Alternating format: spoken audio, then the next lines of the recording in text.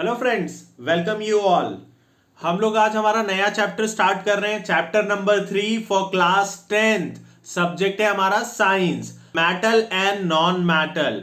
ठीक है, chapter 1 and chapter 2 हम लोग ऑलरेडी कंप्लीट कर चुके हैं। आप लोग लास्ट चैप्टर के सारे वीडियोस हमारे चैनल लिस्ट में देख सकते हैं। आज हम लोग स्टार्ट कर रहे हैं हमारा third chapter, metal and non metal. तो इस चैप्टर में आपको मेटल और नॉन मेटल से रिगार्डिंग सारी प्रॉपर्टीज, फिजिकल, केमिकल, ये सारे टॉपिक्स हैं जो हम लोग इस पर्टिकुलर चैप्टर में कवर करने वाले हैं। ऑल टॉपिक्स हम लोगों ने इन वीडियोस में कवर कर लिए हैं। आपको एडिशनली कहीं से भी कोई कंटेंट लेने की जरूरत नहीं पड़ेगी। आपको ओवरऑल चैप्टर का कंटेंट आपको यहीं पर मिल जाएगा।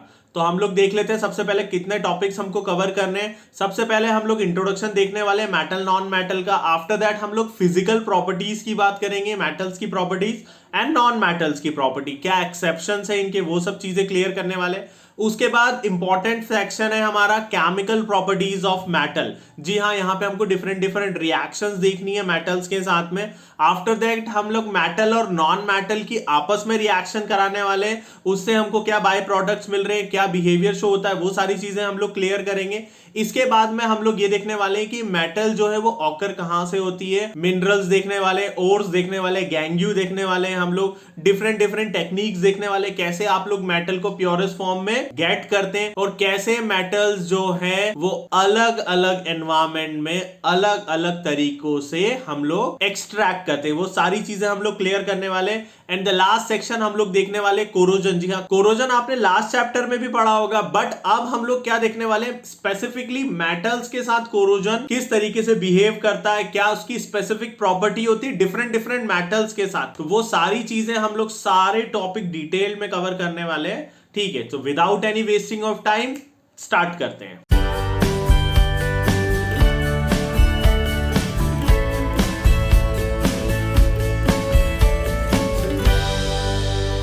सबसे पहले हम लोग देखने वाले हैं metal, elements which loses their electrons to become electropositive. बहुत इंपॉर्टेंट डेफिनेशन है, आप लोगों को ये याद रखनी ही रखनी है। कैसे, मैं अभी आप लोगों को एक्सप्लेन कर देता हूं। Element which loses there electron मतलब वो सारे मेरे पीरियोडिक टेबल के एलिमेंट जो अपने इलेक्ट्रॉन को लूज करना चाहते हैं। अब कौन इलेक्ट्रॉन को लूज करना चाहेगा? जो किसी इलेक्ट्रॉन को लूज करने से अपने आउटर मोस्ट शेल को, अपनी वैलेंसी को क्या कर सके, बैलेंस कर सके, वही अपने इलेक्ट्रॉन को लूज करना चाहेगा। तो ऐसे सारे एलिमेंट जो इलेक्ट्रॉन को लूज करना चाहते हैं अपने आप को बैलेंस बनाने के लिए, वो सारे कौन से होते हैं? वो होते हैं हमारे मेटल्स। जी हाँ, आप लोगों के सामने कुछ एग्जांपल्स भी दे रखे हैं, brass, aluminium, cast iron, copper, steel, ये सारे कैसे एग्जांपल्स हैं? हमारे मेटल के हैं। इसके बाद हम लोगों को देखना है नॉन मेटल, तो element which gains electron to become electronegative ions. वो सारे एलिमेंट हमारे पीरियोडिक टेबल के जो अपने आप को बैलेंस करने के लिए दूसरे इलेक्ट्रॉन की रिक्वायरमेंट जनरेट करते हैं, वो सारे क्या हैं? हमारे नॉन मेटल्स हैं। एग्जांपल के लिए आपके सामने दिख भी रहा है कार्बन, सल्फर, ये क्या है? एक तरीके से नॉन मेटल्स है। ऑक्सीजन, ठीक है, नॉन मेटल है। चलिए आगे देखते हैं हम लोग। तो अब हम लोग देखने वाले physical properties of metal. Metal की ऐसी कौन कौन सी प्रॉपर्टीज है जो मेटल को बाकी सब चीजों से डिफरेंशिएट करके रखती है। तो सबसे पहली हमारी प्रॉपर्टी है लस्चरनेस। ठीक है, मेटल्स का वो शाइनीनेस जिससे हम लोगों को प्रिडिक्ट हो जाता है कि एक मेटल है, वो शाइन जो मेटल्स में बाय डिफॉल्ट रहती है। Metals in their pure state have a shining surface. This property is called metallic luster. Next property देख लेते हैं हम लोग। तो नेक्स्ट प्रॉपर्टी हमारी हार्डनेस। तो हम लोग जनरली जानते हैं कि मेटल्स कैसे होते हैं, दे आर हार्ड। एक्चुअली में metals are generally hard. Next property है हमारी स्टेट। तो मेटल्स हमको नॉर्मली किस स्टेट में मिलती है? तो मोस्ट ऑफ दी मेटल्स जो है वो हमको क्या मिलती है? सॉलिड स्टेट में ही मिलती है। एक्सेप्शन में अगर हम लोग देखें तो पोटेशियम और सोडियम है, ये कैसे मेटल्स हैं? ये भी एक्चुअली में हमको सॉलिड स्टेट में ही मिलते हैं, बट ये इतनी ज्यादा हार्ड नहीं होती। इन लोगों को चाहो तो हम लोग नाइफ के थ्रू भी कट कर सकते हैं। ठीक है, नेक्स्ट प्रॉपर्टी हमारी ductility. The ability to metal to be drawn into thin wires is called ductility. किसी मेटल को हम लोग क्या कर सकते हैं? इतना ज्यादा कंप्रेस करके उसको थिन वायर्स के फॉर्म में भी कन्वर्ट कर सकते हैं। फॉर एग्जांपल अगर मैं देखूं, आपके एनसीईआरटी बुक का एग्जांपल है कि अगर आप 1 ग्राम ऑफ गोल्ड को, ठीक है, थिन वायर में कन्वर्ट करना चाहें तो जो 1 ग्राम ऑफ गोल्ड से वायर बन सकता है, जो सबसे थिनेस्ट वायर होगा ठीक है, उसकी लेंथ कितनी होगी, तो 2 किलोमीटर तक वो कितना हो सकता है, 2 किलोमीटर तक लॉन्ग हो सकता है हमारा गोल्ड का वायर, अगर 1 ग्राम ऑफ गोल्ड हम लोग यूज करते हैं तो। नेक्स्ट हम लोग कुछ और प्रॉपर्टीज भी बची है, उनको भी देख लेते हैं। सबसे पहले हमारी malleability, some metals can be beaten into thin sheets, this property is called malleability. मतलब हम लोग मेटल्स को क्या कर सकते हैं, कंप्रेस कर करके उनको इतना ज्यादा थिन शीट्स के फॉर्म में भी कन्वर्ट कर सकते हैं, बट नॉन मेटल्स के साथ ऐसा नहीं है। नॉन मेटल्स को अगर हम लोग थिन शीट्स में कन्वर्ट करने जाएंगे तो वो ब्रेक हो जाएगी। क्लियर। नेक्स्ट हम लोग देखते हैं कंडक्टर। तो ये तो हम सभी लोगों को पता है कि metals are the good conductor of heat as well as electricity. क्यों, क्योंकि इनके पास में क्या अवेलेबल होता है, एक फ्री इलेक्ट्रॉन जो क्या करता है, इस कंडक्शन को पॉजिटिवली चार्ज करा देता है। नेक्स्ट हम लोग ये देख ले, एक एक्टिविटी देख रहे हैं, इसमें क्या कर रखा है हमने, जो हमारा मेटल वायर था उसको हम लोगों ने हीट अप किया है। राइट हैंड साइड पे आप लोगों को देख रहे होंगे कि वायर के थ्रू मैंने क्या कर रखा है, वैक्स के थ्रू एक पिन को अटैच कर रखा है। अब अगर ये हीट को कंडक्ट करेगा, ठीक है, तो हीट कंडक्ट होने से क्या होगा, ये वैक्स जो है वो मेल्ट हो जाएगा और जो मेरी पिन है वो क्या हो जाएगी, ड्रॉप हो जाएगी। तो इस एक्टिविटी से हमको क्या प्रूव हो जाता है कि metals are the good conductor of heat. ठीक है, इसके बाद में हम लोग एक और एक्टिविटी देख लेते हैं। तो ये हमारी नेक्स्ट एक्टिविटी है जिसमें हमने क्या कर रखा है, बैटरी के दोनों पॉइंट्स के साथ में हम लोगों ने एक मेटेलिक वायर को अटैच कर रखा है और इस मेटेलिक वायर को हमने एक बल्ब के साथ में अटैच किया हुआ है। अब जैसे ही हम इस वायर ए और बी को कनेक्ट करते हैं तो जो हमारी बैटरी का जो चार्ज है वो क्या होगा, इस वायर के अंदर फ्लो होगा और जो हमारा बल्ब है वो क्या हो जाएगा, ग्लो करना स्टार्ट हो जाएगा। क्लियर है। अब आप लोगों को एक चीज और बता दूं कि जो वायर्स हैं इनके ऊपर हम लोग क्या करते हैं, पीवीसी की कोटिंग करते हैं। पीवीसी की कोटिंग क्यों करते हैं, PVC is a non metal और पीवीसी क्या होता है, बैड कंडक्टर होता है हमारा इलेक्ट्रिसिटी का। तो पीवीसी कोटिंग करने से हम लोगों को क्या बेनिफिट मिलता है कि इलेक्ट्रिसिटी से हमको कोई हार्म नहीं होता है। क्लियर। चलो नेक्स्ट प्रॉपर्टी देख लेते हैं हम, तो वो है डेंसिटी। तो मेटल्स क्या होते हैं, हम लोग अभी देख के आए, मेटल्स हार्ड होते हैं, स्टेट क्या होती है इनकी, सॉलिड स्टेट होती है। इट मींस इनकी डेंसिटी क्या होगी, हाई होगी। चलिए नेक्स्ट प्रॉपर्टी देखते हैं। तो नेक्स्ट प्रॉपर्टी है सोनोरस। आप लोगों ने भी कभी भी नोटिस किया होगा, जब आप मेटल को किसी तरीके से हिट करते हैं तो एक लॉन्ग साउंड प्रोड्यूस होता है। इस प्रॉपर्टी को ही हम लोग क्या बोलते हैं, सोनोरस। क्लियर। नेक्स्ट है हमारी ऑक्साइड। जी हां, जितने भी हमारे मेटल्स होते हैं वो जनरली ऑक्सीजन के साथ रिएक्शन परफॉर्म करके हम लोगों को क्या प्रोवाइड करते हैं, ऑक्साइड्स प्रोवाइड करते हैं। तो ये भी हमारी एक मेटल की प्रॉपर्टी है। आप लोगों को ये सारी प्रॉपर्टीज याद रखनी है, बहुत इंपॉर्टेंट है आपकी बोर्ड एग्जाम्स के लिए। नेक्स्ट हम लोग अब देखने वाले physical properties of non metal. जी हाँ, मेटल्स की सारी प्रॉपर्टीज हम लोगों ने देख ली है। अब हम नॉन मेटल्स की कुछ प्रॉपर्टीज के ऊपर बात कर लेते हैं। तो सबसे पहले हम लोग देख रहे हैं ductility. Non metal are non ductile, मतलब यहां पे आपको क्या होगा, थिन वायर के फॉर्म में हम नॉन मेटल को कन्वर्ट नहीं कर पाएंगे। सोनोरस, नॉन मेटल जितने भी होते हैं वो क्या होते हैं, नॉन सोनोरस होते हैं। जब आप इनको हिट करेंगे किसी और ऑब्जेक्ट के थ्रू तो यहां पे कोई साउंड ऐसा प्रोड्यूस नहीं होगा जिसकी लॉन्ग वेवलेंथ होने वाली है। ठीक है। नेक्स्ट प्रॉपर्टी हम लोग देख रहे हैं कंडक्टर। तो नॉन मेटल्स क्या होते हैं, पुअर कंडक्टर होते हैं हीट के प्लस इलेक्ट्रिसिटी के। अच्छा, नॉन मेटल्स में आपको मैं एक एक्सेप्शंस बता दूं, graphite. Graphite is a non metal but वो क्या होता है, हमारा इलेक्ट्रिसिटी का गुड कंडक्टर होता है। क्लियर है मेरी बात आपको। डेंसिटी, तो नॉन मेटल्स की डेंसिटी क्या होती है, लो होती है कंपैरेटिवली मेटल्स। ठीक है, ये आपको याद रखना है। ठीक है। Oxides, non metal oxides are acidic in nature. Metallic oxide कैसे होते हैं, बेसिक इन नेचर, चैप्टर 2 में भी हम लोग ये पढ़ के आ रहे हैं। ठीक है। और मेटेलिक, नॉन मेटेलिक ऑक्साइड कैसे होते हैं, एसिडिक इन नेचर। क्यों, क्योंकि हम लोगों ने नॉन मेटल की एसिड के साथ रिएक्शन कराई थी चैप्टर 2 में। आप लोगों को याद होगा, अगर आपने अभी भी चैप्टर 2 नहीं देखा है तो आप लोग इस वीडियो के बाद, इस सेक्शन के बाद आप चैप्टर 2 भी कंप्लीट कर लीजिएगा, ताकि आपकी स्टेप बाय स्टेप सारे चैप्टर्स कंप्लीट हो जाएंगे। नेक्स्ट जो हमारा सेक्शन है बहुत इंपॉर्टेंट है, chemical properties of metals. Chemical properties start करने के पहले मैं एक चीज और बता दूं आपको कि अगर अभी तक आपने हमारा वीडियो लाइक नहीं किया हो तो आप जल्दी से जल्दी इस वीडियो को लाइक कर लीजिए। अगर आपने हमारा चैनल सब्सक्राइब नहीं किया हो तो आप प्लीज चैनल सब्सक्राइब कर लीजिए और बेल आइकन पे जरूर हिट करिए, ताकि आपको हमारे फर्दर नोटिफिकेशंस भी मिलते रहेंगे। एक बेनिफिट की बात मैं आपको और बता दूं कि हम लोगों ने क्लास 10th के लिए फ्रॉम क्लास 6 टू 10th जो हमारी एनसीईआरटी की सीरीज है, इसमें सारे चैप्टर्स के वीडियो आपको सीक्वेंस में मिलेंगे। आप लोग प्लेलिस्ट में जाकर भी चेक कर सकते हैं। तो अब हम लोग अगेन अपने टॉपिक पे कवर करते हैं 3.2.1 मेटल्स बर्न इन एयर। तो मैंने चैप्टर 2 में भी आप लोगों को ये चीज नोटिस कराई थी कि जब भी आप लोगों को कोई ये बोले कि हमको एयर के साथ रिएक्शन करानी है तो इट मींस हमको बाय डिफॉल्ट क्या मानना है कि हमारी जो भी रिएक्शन है वो किसके साथ होने वाली है, ऑक्सीजन के साथ होने वाली है। क्लियर, चलिए आगे देखते हैं। Almost all metals combined with oxygen to form metallic oxides. ठीक है, इसका जनरल फॉर्मूला हम देख लेते हैं। Metal plus oxygen gives metal oxides. Basic formula corrosion का भी हमारा यही है। ठीक है, कुछ रिएक्शंस एग्जांपल देख लेते हैं हम लोग। तो हम लोगों ने क्या कॉपर की ऑक्सीजन के साथ रिएक्शन कराई है, तो क्या मिला है हमको बाय प्रोडक्ट, कॉपर ऑक्साइड। आप लोग देख सकते हैं हमारी इक्वेशन भी बैलेंस है। एलएचएस साइड पे जितने मॉलिक्यूल अवेलेबल है, आरएचएस साइड पे भी उतने ही मॉलिक्यूल है। नेक्स्ट एग्जांपल में हम लोगों ने एल्यूमिनियम की रिएक्शन कराई है ऑक्सीजन के साथ, इट मींस एयर में रिएक्शन कराई है एल्यूमिनियम की, तो क्या बाय प्रोडक्ट बना हमारा एल्यूमिनियम ऑक्साइड। ठीक है, आपको जनरल फॉर्मूला जरूर याद रखना है। क्लियर, नेक्स्ट देखते हैं हम लोग।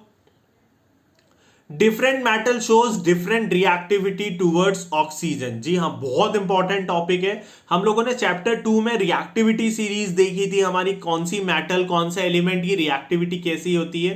ठीक है, हम लोग चैप्टर 3 इस चैप्टर में भी अभी लोग रिएक्टिविटी सीरीज आगे देखने वाले हैं। बट मैं आपको एक चीज ये बता रहा हूं कि अलग अलग मेटल जो है वो ओपन एनवायरमेंट में ऑक्सीजन के साथ अलग अलग बिहेवियर शो करती है, अलग अलग रेट ऑफ रिएक्शन के साथ परफॉर्म होती है। चलिए आगे देख लेते हैं। Sodium and potassium react so vigorously that they can catch fire if kept open, so they kept emerge in kerosene oil. Sodium और पोटेशियम बहुत जल्दी रिएक्शन कर लेते हैं ऑक्सीजन के साथ, और ये क्या होते हैं, फायर को कैच कर लेते हैं। फायर को कैच क्यों कर लेते हैं, हम लोग अभी थोड़ा सा डिटेल में इसको क्लियर करने वाले हैं, क्योंकि जैसे ही सोडियम ऑक्साइड और पोटेशियम ऑक्साइड बनते हैं तो हाइड्रोजन गैस रिलीज होती है वहां से, तो वो चीज अभी हम लोग क्लियर कर लेंगे। ठीक है, नेक्स्ट प्रॉपर्टी देखते हैं। Surface of magnesium, aluminium, zinc, lead are covered with a thin layer of oxide which prevent them from further oxidation. मतलब क्या है, हम हमारी जिंक, लीड और इनके थ्रू क्या कर सकते हैं, हमारी जो सरफेस है मेटल की, ठीक है, उसको कवर कर सकते हैं ताकि उनका फर्दर ऑक्सीडेशन ना हो। ठीक है, नेक्स्ट प्रॉपर्टी हम लोग देख लेते हैं। Iron does not burn on heating but iron filling Burns vigorously. क्यों, क्योंकि आयरन फिलिंग जो है वो ऑक्सीजन के साथ ज्यादा जल्दी रिएक्ट परफॉर्म कर लेती, रिएक्शंस बहुत जल्दी हो जाता है उस केस। नेक्स्ट प्रॉपर्टी देख लेते हैं हम लोग। Copper does not burn but coated with black copper oxide. ठीक है, इसके बाद जो नेक्स्ट प्रॉपर्टी हमारी, silver and gold does not react with oxygen. तो ये तो हम लोगों को चैप्टर 2 से ही पता है, इसीलिए हम लोग ज्वेलरी सिल्वर और गोल्ड की बनाते हैं। क्यों, क्योंकि ये ऑक्सीजन के साथ में ओपनली इतनी जल्दी रिएक्शन ही परफॉर्म नहीं करते, तो इनकी जो प्रॉपर प्रॉपर्टीज होती, कौन सी, एक एग्जांपल के लिए बता दो, लस्टरनेस। अब अगर उसकी शाइनीनेस एज इट इज बरकरार रहेगी तो आप लोग ज्वेलरी किसकी पहनेंगे, आप लोग ज्वेलरी इसीलिए जनरली किसकी बनाते हैं, सिल्वर और गोल्ड की। आयरन की ज्वेलरी बनाएंगे, वो ऑक्सीजन के साथ रिएक्शन कर लेगी और क्या बन जाएगा, मेटेलिक ऑक्साइड बन जाएगा, उसकी शाइनीनेस खत्म हो जाएगी। नेक्स्ट हम लोग देख रहे हैं हमारी मेटल रिएक्ट विद वाटर। तो metal react with water and produce metal oxide and hydrogen gas. ठीक है, तो आप लोगों के लिए क्वेश्चन कैसा बनने वाला है एग्जाम में, कि आप लोगों को पूछा जाएगा कि मेटल ऑक्साइड कैसे बनाते हैं, और उसके बाद आप लोगों से जो फर्दर क्वेश्चन आएगा वो बोलेगा कि आपको मेटल हाइड्रोक्साइड बनाने। तो आप लोग जनरल फॉर्मूला याद रखें, metal plus water reacts and produce metal oxide and hydrogen, and further we will produce metal oxide plus water to give metal hydroxide. Clear? तो अगर metal hydroxide आपसे पूछा जाता है तो आपको पहले metal plus water की रिएक्शन करानी है, then metal oxide plus water की रिएक्शन करा के आपको क्या मिल जाएगा, metal hydroxide मिल जाएगा। इक्वेशन देख लेते हैं हम लोग। तो मैंने किसकी रिएक्शन, पोटेशियम और सोडियम की रिएक्शन कराई है वाटर के साथ, तो मुझे क्या मिलेगा, मेटल ऑक्साइड मिलेगा। सोडियम हाइड्रोक्साइड मिल गया है और पोटेशियम हाइड्रोक्साइड मिल गया है, और साथ में क्या जनरेट हुआ है, इसके साथ में हाइड्रोजन गैस जनरेट हुआ है प्लस। ठीक है, अभी हम लोगों ने देखा था सोडियम और पोटेशियम की प्रॉपर्टी के ऑक्सीजन के साथ जैसे ही हम लोग रिएक्शन कराते हैं इनकी, तो ये क्या हो जाते हैं, बर्न हो जाते हैं। ठीक है, इसीलिए इनको कैरोसिन में हम लोग रखते हैं। तो क्यों, क्योंकि जब हम लोग इनकी ऑक्सीजन के साथ रिएक्शन कराते हैं तो यहां पे बहुत सारी हीट एनर्जी प्रोड्यूस होती है। अब जनरल फॉर्मूले में आप लोग देख रहे हैं कि हाइड्रोजन गैस भी इवोपरेट हो रही है प्लस हीट एनर्जी भी निकल रही है, तो ये जो हाइड्रोजन गैस है वो उस हीट एनर्जी के थ्रू क्या हो जाती है, बर्न होना स्टार्ट हो जाती है। इसीलिए हम लोगों ने सोडियम और पोटेशियम की जो रिएक्शन है इतनी विग्रसली हो जाती है हमारे ऑक्सीजन के केस में। अब इसी के बाद हम लोग सेकेंड इक्वेशन अगर देखें तो वो क्या है, कैल्शियम प्लस वाटर की रिएक्शन करा रहे हैं, तो यहां भी हमारी क्या है, हाइड्रोजन गैस रिमूव हो रही है, बट जो हीट एनर्जी है वो इतने लो अमाउंट की निकल रही है कि जो हमारी हाइड्रोजन गैस है वो बर्न नहीं हो पा रही है। ठीक है, अब हाइड्रोजन गैस ने फायर कैच नहीं किया है इस केस में। क्लियर है आप लोगों को? चलिए आगे देखते हैं हम लोग। नेक्स्ट जो हम लोगों को प्रॉपर्टी देखनी, different metal react with different forms of water. ये बहुत इंपॉर्टेंट है कि अलग अलग मेटल जो है वो वाटर के साथ किस तरीके से रिएक्ट करती है और उनके क्या क्या बाय प्रोडक्ट बनते हैं। तो sodium potassium react with cold water, cold water के साथ भी आप इनकी रिएक्शन कराना चाहेंगे तो बहुत इजीली रिएक्शन हो जाएगी। वहीं अगर आप एल्यूमिनियम, आयरन और जिंक की रिएक्शन कराना चाहेंगे तो ये कोल्ड वाटर के साथ रिएक्शन नहीं करेंगे, ये स्टीम के साथ रिएक्शन करते हैं। क्लियर? आप लोगों के सामने डायग्राम भी दिया हुआ है।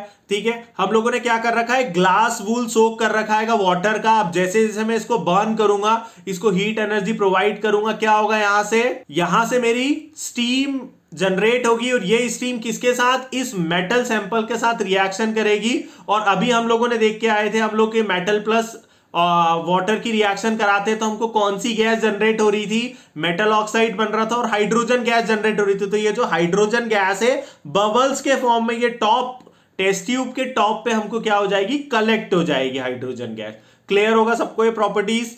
चलिए आगे देख लेते हैं। Magnesium react with hot water. जी हाँ, मैग्नीशियम जो है वो कोल्ड वाटर के साथ भी रिएक्शन नहीं करेगा, स्टीम के साथ भी रिएक्शन नहीं करता है, वो हॉट वाटर के साथ रिएक्शन करता है।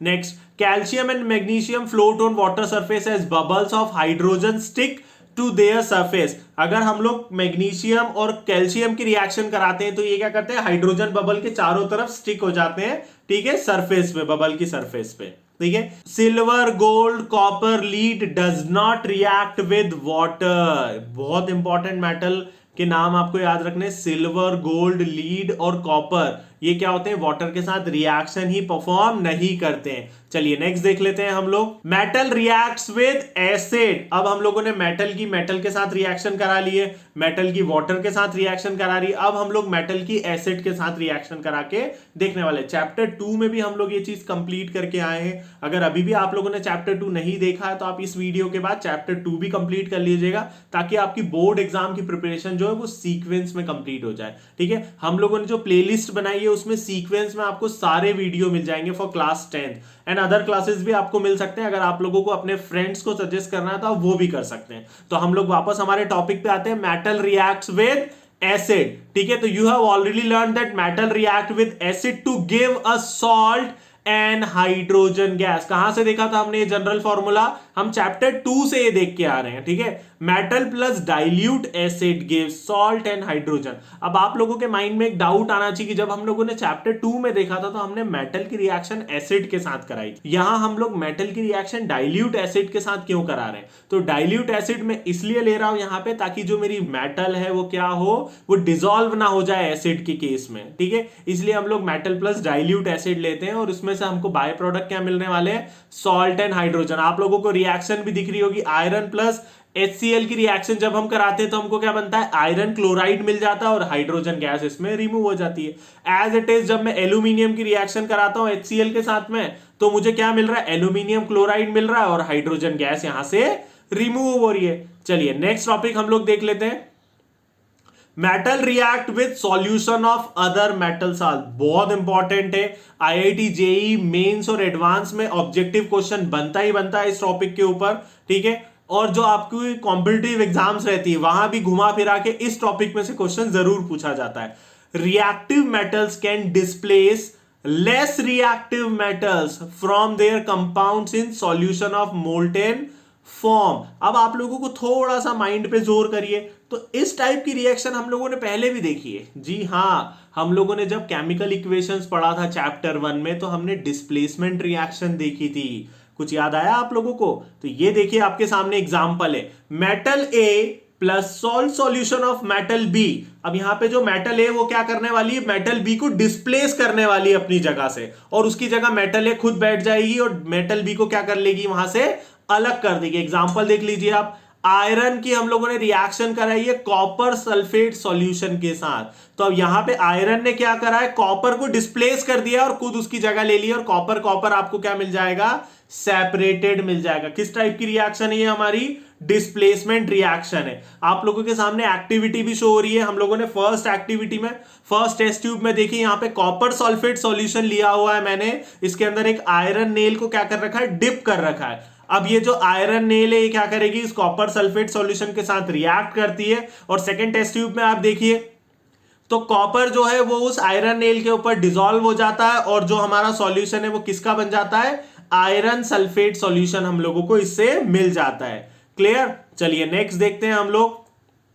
तो अब हम लोग को देखने वाले हैं रिएक्टिविटी सीरीज। हम लोग चैप्टर 2 में भी इसको क्लियर डिटेल में पढ़ के आए, बट एक्चुअल में टॉपिक हमारा चैप्टर 3 का था, बट हमने चैप्टर 2 में इसको ऑलरेडी समझ लिया है। ठीक है, तो टॉप टू बॉटम जब आप लोग मूव करोगे तो आपकी जो रिएक्शंस है, जो आपकी रिएक्टिविटी सीरीज है वो क्या हो रही है, डिक्रीज हो रही है। मतलब टॉप पे आपको मोस्ट रिएक्टिव मेटल्स दिया हुआ है और बॉटम में आपको लीस्ट रिएक्टिव। सबसे मोस्ट रिएक्टिव मेटल क्या है हमारा, potassium, then sodium, calcium, magnesium, aluminium, zinc, iron, lead. देखिए अब यहां आप एक चीज और नोटिस करिए, हाइड्रोजन। तो मैंने जैसा चैप्टर 2 में आपको बताया था, हाइड्रोजन क्या है हमारा, हाइड्रोजन हमारा रेफरेंस एलिमेंट है, इसके बेसिस पे हमारी पूरी मॉडर्न पीरियोडिक टेबल जनरेट हुई है। तो हाइड्रोजन के रेफरेंस के बेसिस पे हमने मोस्ट रिएक्टिव और लीस्ट रिएक्टिव मेटल्स को कंपेयर करके ये टेबल बनाई। अच्छा, सबसे लीस्ट रिएक्टिव मेटल कौन सी है यहां पर, गोल्ड। ठीक है, अगेन क्यों बनाई गई, क्योंकि ये लीस्ट रिएक्टिव है, तो ये किसी के साथ रिएक्शन ही नहीं करेगा, तो इसकी जो बेसिक प्रॉपर्टीज है वो एज इट इज बनी रहेगी। क्लियर, ये हमारा सेक्शन 1 यहीं पर कंप्लीट होता है। आपको ये वीडियो कैसा लगा आप लोग प्लीज हमें कमेंट में बताइए। वीडियो को लाइक जरूर करिए, और अगर अभी तक आपने ये चैनल सब्सक्राइब नहीं किया है तो प्लीज आप लोग चैनल सब्सक्राइब कर लीजिए, और अपने फ्रेंड्स और अपने फैमिली मेंबर्स के साथ जरूर शेयर करिए। और नेक्स्ट सेक्शन के लिए आप लोग टॉप पे क्लिक कर दीजिए। Okay, thank you.